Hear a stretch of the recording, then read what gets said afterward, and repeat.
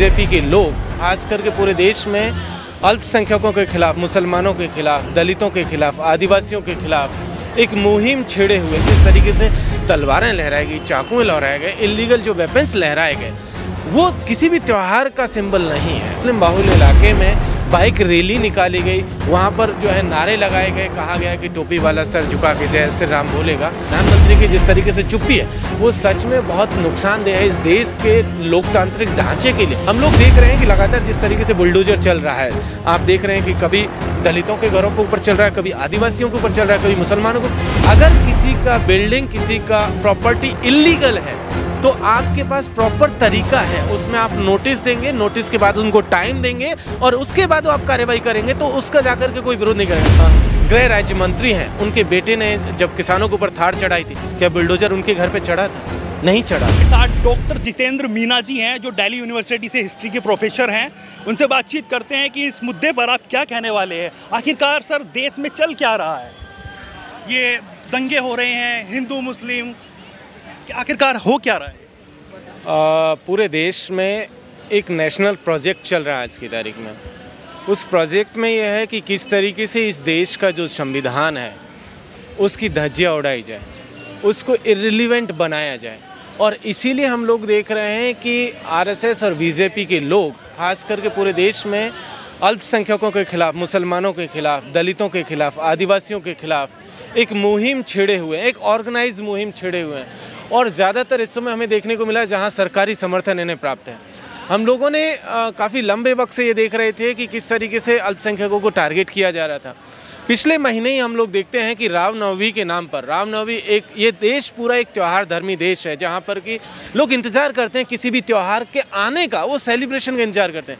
लेकिन सडनली रामनवमी एक त्यौहार जिसे एक हथियार में तब्दील कर दिया गया और उसके ज़रिए जिस तरीके से तलवारें लहराई गई, चाकुएं लहराए गए, इलीगल जो वेपन्स लहराए गए, वो किसी भी त्यौहार का सिंबल नहीं है। वो पीस और हार्मनी के फेवर में नहीं है। वो हथियार लहराना अपने आप में किसी दूसरे एक तबके को डराने का एक औजार है। तो आप जब रामनवमी को एक हथियार बना करके प्रोजेक्ट करना शुरू करते हैं, और ये सिलसिला हम लोगों ने देखा राजस्थान के करौली से शुरू हुआ, और वहाँ पर हम लोगों ने देखा कि मुस्लिम बाहुल्य इलाके में बाइक रैली निकाली गई, वहाँ पर जो है नारे लगाए गए, कहा गया कि टोपी वाला सर झुका के जय श्री राम बोलेगा। आप इसके ज़रिए दो मैसेज देने की कोशिश करें। एक तो उस मार्जिनलाइज सेक्शन को, उस माइनॉरिटी को आप जो है एक घाटों में धकेलने की कोशिश कर रहे हैं, उसके अपनी जो आज़ादी है उसके ऊपर हमला करें। दूसरा, उसको डराने की कोशिश करें। उसके बाद हम लोगों ने देखा कि वो प्रोजेक्ट जो है मध्य प्रदेश में चला गया और देश के बाकी हिस्सों में चला गया। और अभी हम लोग देखते हैं कि जोधपुर में भी इस तरीके का घटनाक्रम हुआ, जब ईद के दिन जब एक पूरा का पूरा भाईचारे का उस तरीके का माहौल था, तब फिर से जो है उस माहौल। लेकिन बात तो वहाँ से शुरू की गई ना कि वहाँ पर भगवा झंडा जो है वो चौक पर लहरा रहा था और उसको हटाकर वहाँ पर इस्लामिक झंडा लगाया गया। जो मैंने रिपोर्ट पढ़ी है उसमें यह है कि जो चौराहा जिसकी मूर्ति लगी हुई है स्वतंत्रता सेनानी की, उस पे उनके परिवारजनों ने झंडे का लगाया कि भाई आप यहाँ पर किसी का झंडा नहीं लगाया। उन्होंने ही आकर के वो झंडा हटाया था, नहीं कि किसी दूसरे समुदाय के लोगों ने। बाद में दूसरे लोगों ने हटाया तो उसका भी विरोध हुआ। उन्हीं लोगों ने जिनके परिवार के सदस्य की वो मूर्ति थी, जिसके बालमुकुंद गुप्त की, जिसकी हम लोग बात करें, तो वो जो झंडे का विरोध जिन्होंने किया वो तो उनके परिवार के लोग, उन्होंने दोनों झंडों का विरोध किया। लेकिन हम लोग देखते हैं कि रात होते होते जब अगले दिन ईद थी और ईद का सेलिब्रेशन करना था और सारी चीज़ें थी, तब हम लोग देखते हैं कि सडनली उनके पोस्टर्स और वो सब फाड़ने, उनका जो स्पीकर और वो सब हटा करके और वो सब शुरू हुआ और फिर वो जो है काउंटर शुरू हुआ। देखिए, आप एक चीज़ देखिए कि जहाँ इस देश में अगर अल्पसंख्यकों की आबादी, अगर मुसलमान की बात करें, 14% आबादी है, बाकी तो अन्य लोग हैं, 80% से ज़्यादा तो इस देश में हिंदू हैं। तो भाई वहाँ पर आप मिलजुल करके आप ईद की सेवैयाँ उसके घर आकर जाकर के खाते हैं, वो आपके घर आकर के होली की गुलाल लगाता है। तो ये वो देश था। लेकिन जैसे जैसे इसमें नफरत घोली गई, उसमें आप कभी झंडे के नाम पर, कभी किसी और चीज़ के नाम पर ये सब चीज़ें शुरू हो। आपने देखा कि पिछले दिनों जो है मस्जिदों के ऊपर, मीनारों के ऊपर जाकर के जो है भगवा लहराने की कोशिश हुई। ये किसी भी तरीके से संवैधानिक दायरे में नहीं है। आपको किसी चीज़ से आपत्ति है तो एक कानून का एक प्रक्रिया, अगर कोई आपत्ति है तो एक पूरा संविधान में एक व्यवस्था बनाई गई है, लेकिन आप नहीं कर रहे हैं। और सरकारों का जो रवैया है, प्रधानमंत्री की जिस तरीके से चुप्पी है, वो सच में बहुत नुकसानदेह है इस देश के लोकतांत्रिक ढांचे के लिए, लोकतांत्रिक जो ताना बाना है उसके लिए बहुत ज़्यादा खतरनाक है। क्योंकि प्रधानमंत्री किसी पार्टी विशेष का नहीं, प्रधानमंत्री इस देश के 140 करोड़ लोगों का प्रतिनिधित्व करते हैं। वो जैसे मेरे प्रधानमंत्री वैसे ही आपके प्रधानमंत्री है, और जैसे वो आपके हक और हुकूक की रक्षा करेंगे, ऐसे ही उनकी जिम्मेदारी वो मेरे हक और हुकूक की रक्षा करें, चाहे वो अल्पसंख्यक हों, चाहे दलित हों, चाहे आदिवासी हों, चाहे पिछड़े हों, वो सबके हक और हुकूक की रक्षा की जिम्मेदारी है। लेकिन उनकी चुप्पी इस देश के लिए बहुत जो है भारी पड़ती जा रही है। हम लोग देख रहे हैं कि लगातार जिस तरीके से बुलडोजर चल रहा है, आप देख रहे हैं कि कभी दलितों के घरों पर ऊपर चल रहा है, कभी आदिवासियों के ऊपर चल रहा है, कभी मुसलमानों को। भाई बुलडोजर आपने किस तरीके से बुलडोजर हाथ में लिया? क्या प्रशासन के पास ये हक है कि वो सीधा बुलडोजर किसी चीज़ को इलीगल डिक्लेयर करे? आपको उसके लिए एक पूरा मैकेनिज्म। तो कह रहे हैं ना कि जो अवैध कब्जे हैं उनके ऊपर बुलडोजर चलाया जा रहा है, और पूरे जो लोग हैं ना सीएम योगी के फैन हो चुके हैं, और भी ये सब कह रहे हैं लोग। देखिए, एक चीज़ ये समझिए कि फ़ैन तो लोग बहुत अलग अलग लोगों के होते हैं, वो फिल्म स्टार्स के भी फ़ैन होते हैं। इसका मतलब ये नहीं कि किसी के भी कृत्य को जायज़ ठहरा दिया जाए। सीएम योगी हों, चाहे प्रधानमंत्री हों, चाहे पुलिस विभाग में जो महकमे में जो लोग हैं या एमसीडी के महकमे में, वो सब एक कानून से बंधे हुए हैं। अगर किसी का बिल्डिंग, किसी का प्रॉपर्टी इलीगल है तो आपके पास प्रॉपर तरीका है, उसमें आप नोटिस देंगे, नोटिस के बाद उनको टाइम देंगे और उसके बाद आप कार्रवाई करेंगे, तो उसका जाकर के कोई विरोध नहीं करेगा। आप सीधे, ऐसा नहीं है कि आपने देखा कि वहाँ पर एक दिन पहले पथरा हुआ, अगले दिन आप बुलडोजर लेकर के चले गए, और आपने उन लोगों के भी घर तोड़े हैं जिनको कि 1978 में दुकान के पट्टे मिले हुए हैं, 1978 से उनके। तो आप ये बताइए, जिनको पट्टे मिले हुए उनके घर कैसे इलीगल हो सकते हैं, उनकी दुकानें कैसे इलीगल हो सकती हैं? तो ऐसे में ये जो पूरा का पूरा कार्यवाही पे हम लोग सवाल उठा रहे हैं। और जहाँ तक फ़ैन की मामला है, तो फ़ैन का तो एकदम अलग डिस्कोर्स है, ठीक है। फ़ैन के लिए ज़रूरी नहीं है कि वो संवैधानिक दायरों में कुछ करे, वो आप संवैधानिक दायरे में है, एक जिम्मेदार कुर्सी पर बैठे हुए लोग हैं, तो आपको उस कई राज्यों के लोग मांग कर रहे हैं कि हमारा जो सीएम हो वो भी योगी जैसा ही हो। तो वो कह रहे हैं कि ये जो डर है, एक डर बैठ जाता है लोगों के अंदर कि जो भी गलत काम करते हैं, गलत धंधे चलाते हैं, या इलीगल कहीं पे उन्होंने बसाया हुआ है कोई घर या कोई भी प्रॉपर्टी लगा लो उसमें, तो वो उस पर लगाम लगाने वाले हैं। अभी 4 दिन पहले यूपी के चंदौली में एक घटना हुई जहाँ पर कि एक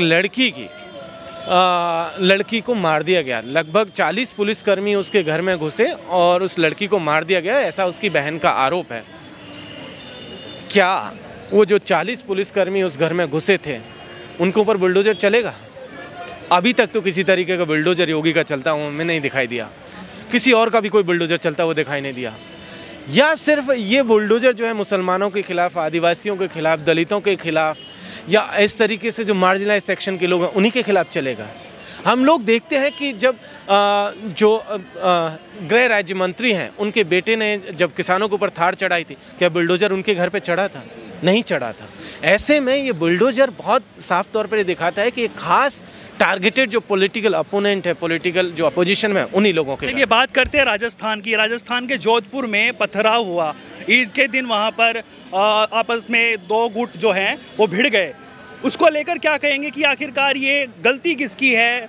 ना मैं हिंदू करूँगा, ना मैं मुसलमान करूँगा, मैं हिंदुस्तान की बात करूँगा। तो उसमें मतलब क्या लगता है, वहाँ पर सीएम जो हैं अभी कांग्रेस पार्टी के हैं, गहलोत जी, वो ठीकरा फोड़ रहे हैं बीजेपी के ऊपर कि बीजेपी ने ये सब करा रहे हैं। तो क्या आपको लगता है ऐसा? देखिए, एक चीज़ ये है, अगर गलती किसी की है तो वो है प्रशासन की। जब प्रशासन को ये पता है कि भाई ऐसे असामाजिक तत्व अगर किसी मोहल्ले में हैं, असामाजिक तत्व इस तरीके का डिस्टर्बेंस किसी भी त्यौहार में कर सकते हैं, तो पुलिस महकमे का काम ही यही है कि वो शांति व्यवस्था बनाए रखे, उसको कायम करने की जिम्मेदारी उसकी है।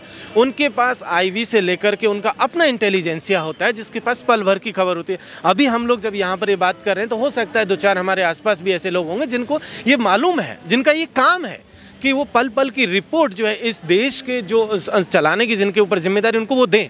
तो अगर किसी की गलती है तो पुलिस प्रशासन की और उनके इंटेलिजेंसिया की गलती है। तो इसमें यही कहना है जी। इसमें यही कहना है। तो ये जो देश बट रहा है 2 जगह पर, हिंदू और मुस्लिम में, क्या हमारा देश आगे बढ़ पाएगा? आपको ऐसा लगता है? आप हिस्ट्री से हो, हिस्ट्री से आप सब जानते हो कि किस तरीके से क्या हुआ था, कैसे हुआ था, तो इसके बारे में आपको कैसा लगता है कि किस तरीके से चलना चाहिए? 1947 में जब देश आज़ाद हुआ और उसके बाद जब संविधान के बनने का सिलसिला शुरू हुआ था, तब हमारे पुरखों ने, जो कि तमाम जाति धर्म के लोग थे, तमाम पॉलिटिकल एफिलिएशंस के लोग थे, उन सब ने ये तय किया था कि ये देश जो है एक ऐसा देश होगा जिसमें तमाम धर्म जाति वर्ग के लोगों के लिए अपने हक और हकूक़ जो है सुनिश्चित किए जाएंगे, उनकी रक्षा भी की जाएगी।